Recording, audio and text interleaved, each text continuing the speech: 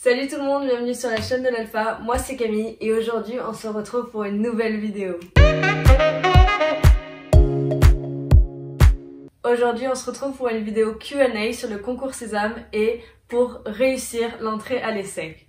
Donc il y a quelques jours je vous avais posté une story en vous demandant de me poser un peu toutes vos questions que vous aviez sur le concours Sésame ou de me répondre en DM et j'ai eu plein de réponses. Donc du coup ça fait maintenant 2 heures que je bosse sur ça, sur toutes vos questions et donc du coup c'est parti.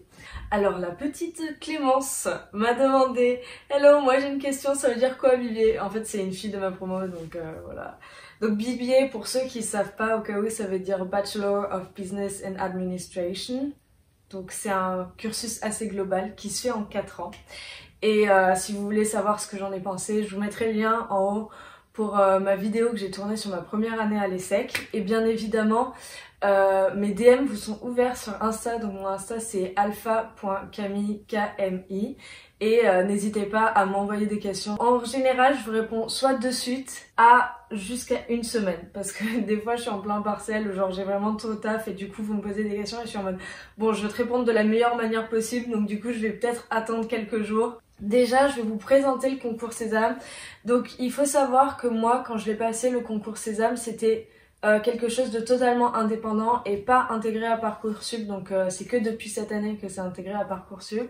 Donc je vais vous présenter du coup comment il va se passer. Donc il y a les épreuves écrites qui constituent 52,5%. Donc aptitude numérique, analyse documentaire, aptitude verbale, logique générale, LV2, LV1. Ensuite, il y a 25% qui comptent pour le contrôle continu. Donc le contrôle continu, c'est les notes de première, de terminale et la moyenne du bac. Donc ça, c'est que 25%, même si c'est coef 10, il faut que vous vous rappelez sur votre note globale, c'est que 25%. Donc il y en a qui m'ont envoyé des messages en mode ouais, mon dossier il est vraiment pas ouf et tout, et du coup j'ai vraiment peur. Vous inquiétez pas parce que ça représente que 25% et votre dossier c'est que un tiers des 25% parce qu'il y a aussi les moyennes du bac. Donc vous inquiétez pas et vous mettez pas des bâtons dans les roues dès le départ. Ensuite, la dernière partie c'est les épreuves orales qui comptent 22,5% de votre note finale pour les SEC. Et donc il y a l'entretien individuel, la LV1 et la LV2. C'est comme ça que se présente le concours Sésame. Juste je tiens à vous prévenir, je pense que cette vidéo va être un peu longue parce que je voulais vraiment vous répondre du mieux possible. Donc du coup accrochez-vous. Comme question, j'avais eu « Avais-tu des bons résultats au lycée ?» Donc moi, quand j'ai passé le concours Sésame, j'étais en terminale ES dans un lycée international à Aix. Et j'ai passé un double bac franco-allemand, donc ce qui s'appelle l'Abibac. Ma spécialité, c'était les mathématiques et j'avais autour de... Je vous avoue que j'ai pas pu retrouver mes bulletins parce que là je suis à Cergy, du coup à l'ESSEC, et tous mes bulletins sont dans le sud. Donc il me semble que j'avais entre 14 et 15 de moyenne et au bac j'ai eu 16. Donc bon, en vrai j'ai pas eu 16 mais genre bref, il y a eu un problème parce que mes notes allemandes ont mal été transmises en France et du coup ça m'a donné genre 15, blablabla et voilà, je suis en colère et je veux pas qu'on en parle. Ensuite, tu avais quel niveau en anglais? Sur ça, même sur les langues en général, je suis vraiment pas un bon exemple parce que je les ai pas bossées. Ma LV1 c'était anglais et j'étais dans un niveau lycée international et on parlait souvent anglais, donc je pense que j'ai un avantage par rapport aux autres qui sont dans des lycées normaux. J'ai passé le IELTS et j'ai eu 6.5, comme ça vous avez vraiment mon niveau. Et pour ma LV2 c'est allemand et je suis franco-allemande, donc clairement j'ai un peu triché sur les langues. Donc voilà. Ensuite pour à l'oral les langues, je sais que si tu veux faire le track anglo, qui est donc tous tes cours en anglais, donc pas un seul cours en français, donc voilà, faut s'accrocher. Il faut, il me semble, avoir 16 ou 15 à l'oral, et pour ta LV2, il faut que tu aies au moins 10. Si tu comptes faire track franco et que tu sais que ta LV2 est vraiment mauvaise, dans ce cas-là, moi je te conseille vraiment bosse plus ta LV2 parce que imagine t'as tout bon sur ton dossier, bon allez disons que t'as 13 en anglais à l'oral et que genre t'as 7 en allemand ou genre t'as LV2, et ben dans ce cas-là ils vont te refuser. Disclaimer, c'est vraiment là je vous donne comment ça s'est passé pour moi. Une question qui m'a été aussi souvent demandée, c'est quand se mettre à réviser. Alors moi je me suis mise à réviser un mois avant le concours, tout simplement parce que en fait avant je révisais mon test d'anglais, donc l'IELTS. Donc du coup c'est aussi pour ça que j'ai pas révisé les langues, parce que j'avais déjà révisé pour mon concours IELTS. Donc du coup moi j'ai commencé un mois avant, 1 heure par jour sans faute, pas d'exception, et chaque week-end je faisais un travail de synthèse. Je pense que vous ça s'appelle analyse documentaire. Et d'ailleurs j'ai vu que vous avez certaines épreuves en plus que moi j'avais pas, par exemple sur l'actualité. Nous l'actualité on était vraiment que testé pendant l'oral, donc je suis désolée pour vous. Mais je vais vous donner des conseils pour ça. Restez. Question suivante. Les maths. Alors vous stressez beaucoup sur les maths. Je vous avoue que moi aussi quand j'ai vu la forme des épreuves de maths, j'étais en mode mais je vais jamais y arriver. Alors déjà il faut savoir que moi j'ai vraiment beaucoup de mal avec le calcul mental. En plus j'ai un peu une légère dyslexie numérique, donc ça veut dire que des fois je pense 73 et j'écris 63. Du coup ça me nique un peu tous mes calculs. Et du coup c'est vraiment une épreuve sur laquelle j'ai mis un max d'énergie. Donc un max d'énergie. Déjà il faut savoir que c'est écrit sur le site du concours Sésame, mais c'est que les maths jusqu'à la fin seconde. Don't worry. Donc du coup il y a vraiment beaucoup de choses à apprendre par cœur. Donc on commence par l'étape de multiplication qu'il faut revoir. Donc il y a mes colocs. Donc il faut apprendre les tables de multiplication jusqu'à 20 et minimum 12. Donc moi ce que je faisais pour faire ça, c'est j'avais téléchargé une application, genre c'était vraiment hyper humiliant parce que c'était des applications genre pour les 3-4 ans et j'étais en mode bon. En plus j'ai appris mes tables de multiplication en même temps que ma petite soeur, genre elle a 10 ans d'écart avec moi et on les révisait ensemble. Donc grosse somme. Donc du coup apprenez bien vos tables de multiplication.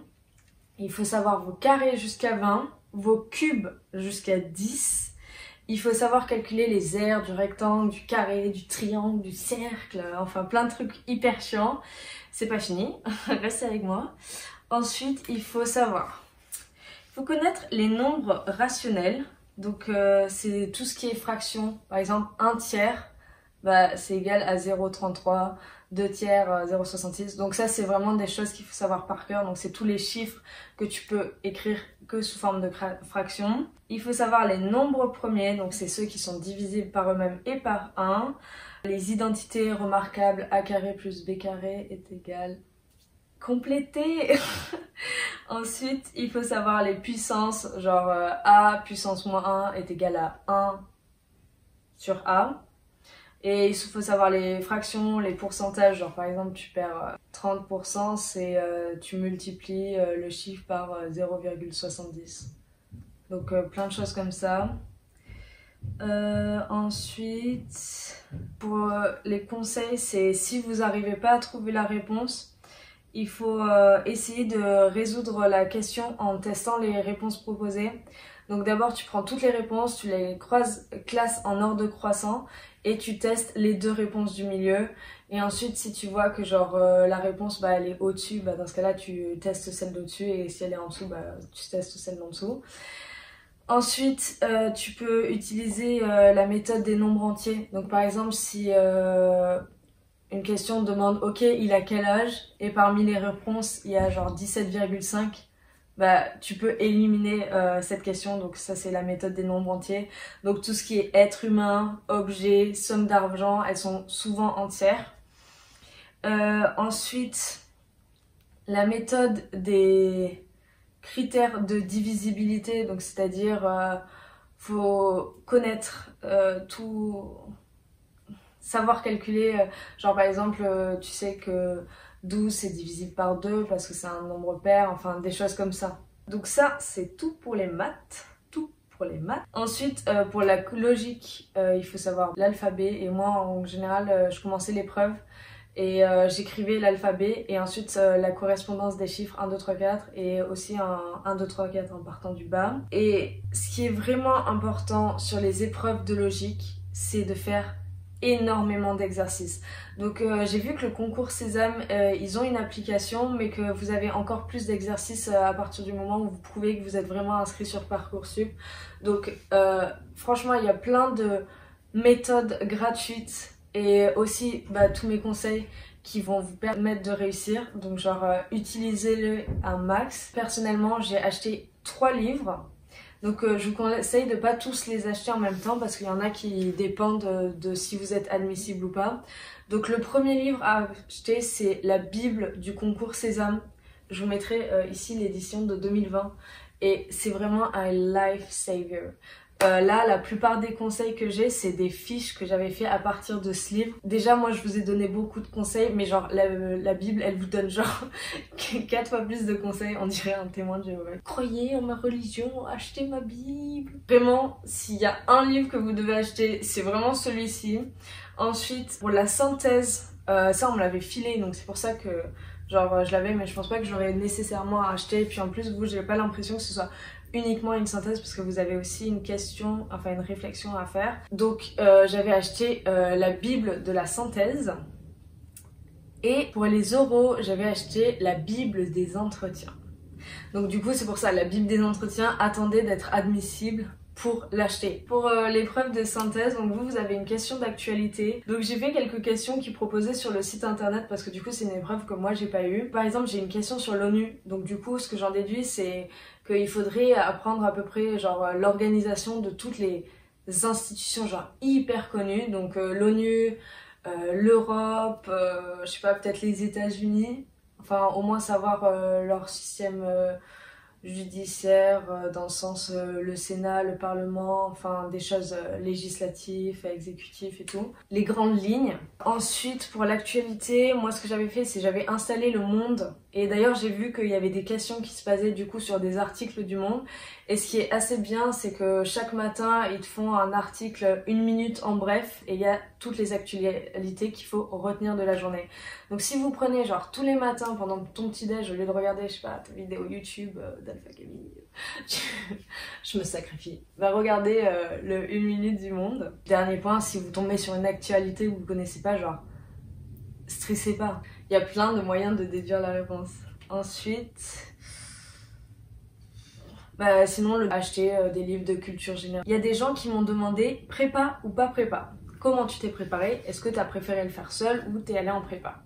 Donc je sais que dans les grandes villes, il y a plein de prépas disponibles, mais moi je trouve ça inutile et ils vous volent juste votre argent, clairement. Parce que en gros ce qu'ils vous font, c'est que pendant une semaine, de 8h à 18h, ils vont vous noyer d'exemples. Comme ça sera juste un automatisme quand vous répondrez aux questions. Et ça, tu peux très bien le faire tout seul. Donc c'est-à-dire que moi, du coup, ce que je faisais, c'est je prenais ma Bible Sésame et pendant 1 heure, je faisais le maximum d'exemples possible. Et sinon, je faisais aussi les exemples qu'ils donnaient sur l'application, sur le site internet. Donc franchement, moi les prépas, c'est... Si vous avez l'argent, tant mieux. Sinon, vous forcez pas. Si vous pensez que vous pouvez y arriver seul, dans ce cas-là, faites-le seul parce que je sens qu'elles sont extrêmement chères. Je crois que c'est genre 1000 balles ou un truc comme ça. Enfin, genre... Regardez mes vidéos et suivez mes conseils, c'est tout. Il faut pas se dire que quand on rate une question, c'est tout le concours. Il faut surtout pas perdre son sang-froid. Fais un maximum que tu peux répondre. Moi, je sais qu'il y a des gens de mes abonnés qui commencent à réviser dès à présent. Genre, c'est clair qu'au niveau actualité, si tu commences à choper le truc dès maintenant et que tu commences à apprendre tes tables de multiplication, carré et tout, c'est plus simple que sur un mois, juste se bourrer le crâne. Trêve de plaisanterie. Passons à l'oral maintenant. Pour l'oral, vous avez un entretien de personnalité, un entretien LV1 et un entretien LV2. Donc les entretiens de langue, j'en ai parlé déjà au début de la vidéo. Je vous mettrai le timecode si vous avez loupé ça. Du coup, pour l'entretien, la méthode, c'est les 4 P. La présentation, donc genre bonjour, moi c'est Camille, j'ai 18 ans, j'adore faire des vidéos sur YouTube. Ensuite, il y a une présentation de ton parcours académique slash professionnel si t'en as un. Donc je suis actuellement en terminale ES, spécialité maths, dans un lycée international et je fais un double bac franco-allemand parce que mon père est allemand et je voulais avoir plus de diplômes pour mieux réussir dans l'avenir. Et puis côté parcours professionnel, j'ai eu la chance de faire du coup un stage en troisième, un stage en seconde et aussi dans des entreprises familiales, donc de mon parrain et de mon père. Voilà, ça c'est ma présentation. Ensuite, la question, genre pourquoi tu choisis l'ESSEC et pas une autre école? Pourquoi un programme BBA et pas un programme master? En quoi ce système va te servir? Par exemple, dans le sens où tu peux dire, bah genre le BBA c'est vraiment un tremplin pour moi à l'international, parce que mon objectif c'est pas de rester en France. Et que c'est le BBA c'est un diplôme mieux reconnu dans tous les pays anglophones par exemple. Sinon tu peux aussi aller plus loin en disant bah moi j'ai déjà vu vos assos et franchement genre mode ESSEC ça me motive grave, y a une fille qui a montré genre leur défilé, ou sinon au contraire dire bah moi je milite pour les droits de la femme donc votre asso E4She elle me motive grave. Enfin bref, il y a plein d'assos. Vraiment penser à ce que l'école va t'apporter, et le dernier point c'est ce que tu pourrais apporter à l'école. Tu peux aussi dire bah, tes projets dans l'école, par exemple, je sais pas, moi je fais du jujitsu et je me suis rendu compte qu'il n'y avait pas d'assaut de jujitsu dans votre école et j'espère vraiment que si je réussis cet entretien, bah, je pourrais aider à créer cet assaut de jujitsu, tu vois, par exemple. Donc ça, c'est vraiment the best of the best. Et le petit bonus, c'est si tu arrives à leur donner un parcours professionnel. Sois rassuré, hein, il y en a plein qui arrivent en BBA et qui sont en mode bah je sais pas, j'ai fait BBA parce que c'est assez large et pour l'instant je sais pas du tout dans quelle entreprise, je sais pas dans quel métier me diriger. Mais il y en a aussi qui sont en mode bah moi je fais vraiment le BBA pour à la fin être entrepreneur, du coup là je vais en apprendre un maximum sur tous les métiers d'entreprise, comme ça à la sortie bah hop je crée mon entreprise. Waouh, bah je crois qu'on a quasiment tout fait. Et comment se passent les oraux? Moi je me souviens que j'avais vraiment été très chill, enfin je suis encore un mauvais exemple parce que, enfin pas dans le sens où je fais des trucs mal, mais moi je suis vraiment à l'aise à l'oral, ça me dérange pas de parler. Donc du coup, sois sûr d'être à l'aise physiquement, dans le sens où t'arrives, tu souris, tu dis bonjour, des fois tu dois serrer la main, bien attendre que l'examinateur te dise je vous en prie, asseyez-vous avant de s'asseoir, pas trop être comme ça. Oui, donc du coup, je vais vous parler. Faut avoir l'air vraiment détendu, sûr de toi. De toute façon, tu peux pas te donner de mauvaises réponses parce que tu parles de toi. Donc genre, tu peux pas être en mode oui, je m'appelle Camille. Ah non, merde, ah, putain, c'est pas ça mon prénom. Genre, du coup, vraiment prenez le truc chill. Par exemple, moi, ce que je suis vraiment contente d'avoir à l'ESSEC, c'est le cours d'entrepreneuriat. On a un cours où il fait venir plein d'intervenants de différentes entreprises. Donc ça c'est en deuxième année, donc on découvre vraiment tous les métiers dans la start-up. En première année on avait dû créer une entreprise, bon on n'est pas vraiment allé jusqu'au bout mais on devrait trouver une idée, vérifier si elle était viable financièrement, si elle plairait aux gens, si on avait du public. Enfin du coup moi j'aime bien le fait que à l'ESSEC on ait vraiment beaucoup de cas pratiques. Donc par exemple en marketing on devait faire des études de marché, donc ça demande énormément de travail, mais comme ça quand tu arrives dans l'entreprise et qu'on te demande ok fais-moi une étude de marché, bah t'as pas que la théorie, t'as aussi la pratique que t'as déjà fait à l'ESSEC. Donc du coup moi c'est vraiment ce que j'aime à l'ESSEC. Donc voilà, je crois que c'était tout pour les questions. Si vous en avez d'autres, bah comme je vous l'ai dit au début de la vidéo, bah mes DM sur Insta vous sont ouverts, donc alpha.kmi. Sinon vous pouvez commenter et bah, j'espère que ça vous a plu et j'ai mis beaucoup de temps, donc si vous pouviez mettre un petit like, un commentaire et genre la partager, en parler à vos amis. Voilà, bisous.